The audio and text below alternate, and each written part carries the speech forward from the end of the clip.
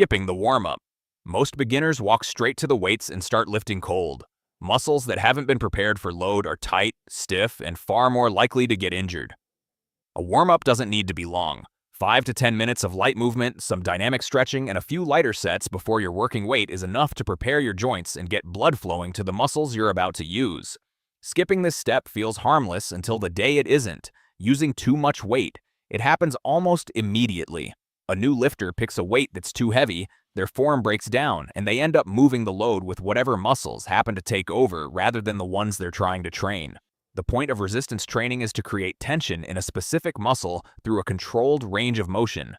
When the weight is too heavy, that control disappears. Ego is usually behind this, but so is simple inexperience. The fix is straightforward. Use a weight you can actually control and add more only when the movement feels genuinely stable. Inconsistent breathing. Breathing during a lift sounds like a small detail, but it directly affects how much pressure builds inside your core, which affects how safely your spine is supported. The general rule is to exhale during the hardest part of the movement and inhale on the return. Holding your breath entirely or breathing at random reduces stability and can cause lightheadedness under heavier loads. Most beginners never think about this at all, which is why it's worth mentioning early. Training the same muscles every day. Recovery is where muscle actually grows. During a workout, you're creating small amounts of damage in the muscle fibers. The body repairs and adapts to that damage during rest. If you train the same muscle group before it has recovered, you're interrupting that process. Many beginners assume more sessions equals faster results, but training chest every day, for example, will more likely lead to stagnation or injury than any meaningful progress.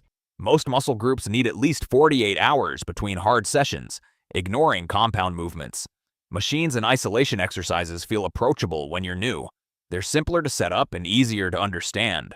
But beginners who avoid the fundamental compound lifts, like squats, deadlifts, rows, and presses, are missing the movements that build the most overall strength and muscle in the shortest time.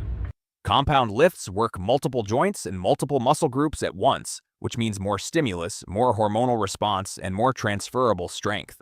They require more technique to learn, but that learning is worth the effort, not tracking progress. Walking into the gym without any record of what you did last time makes it nearly impossible to improve in a structured way.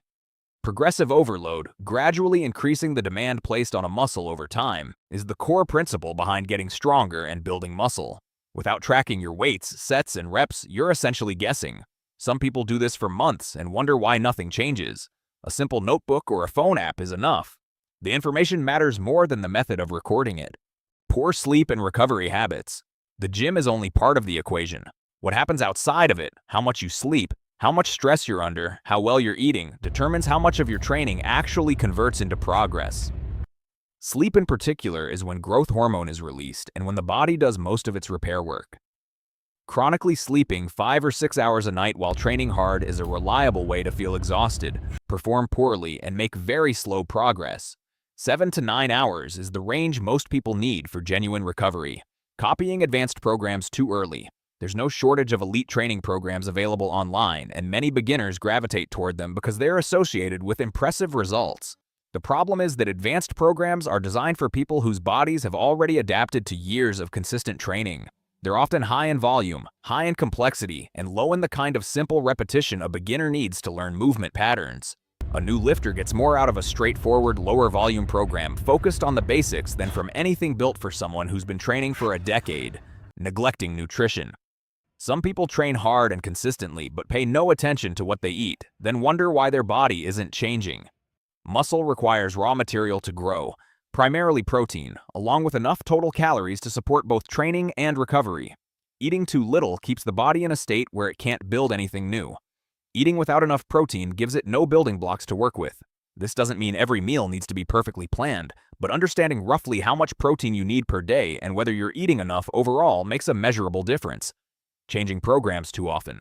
When results feel slow, the instinct is often to switch to something new. A different split, a different set of exercises, a different approach entirely. But most beginner programs produce results only when followed consistently for long enough to actually measure. Switching every 2 or 3 weeks means the body never fully adapts to anything, and it becomes impossible to know what's working and what isn't. Slow progress on a consistent program is still progress. Constantly restarting is the reason many people stay at the same level for years. Comparing yourself to experienced lifters. Walking into a gym surrounded by people who have been training for years can be discouraging if you treat their current state as your starting point. It isn't. The person squatting twice their body weight likely spent years building to that. The person with visible muscle definition has been eating and training in a way that took time to develop. Comparison to others at different stages of development serves no useful purpose and often leads to the same mistake as lifting too heavy too soon, trying to perform at a level you're not yet ready for. The only useful comparison is where you were last month, not resting enough between sets. Beginners often treat rest periods as wasted time and cut them short to feel like they're working harder. But rest between sets isn't laziness, it's a necessary part of the training process. When you perform a set, your muscles deplete their immediate energy stores and accumulate fatigue. The rest period is when those energy systems partially restore, allowing you to perform the next set with enough quality to actually stimulate the muscle properly. Cut the rest too short and each successive set gets weaker, form starts to break down, and the total quality of the session drops. How long you should rest depends on the goal and the exercise, but for most compound movements, anywhere from 90 seconds to 3 minutes is appropriate. Rushing through a workout to finish faster rarely produces better results.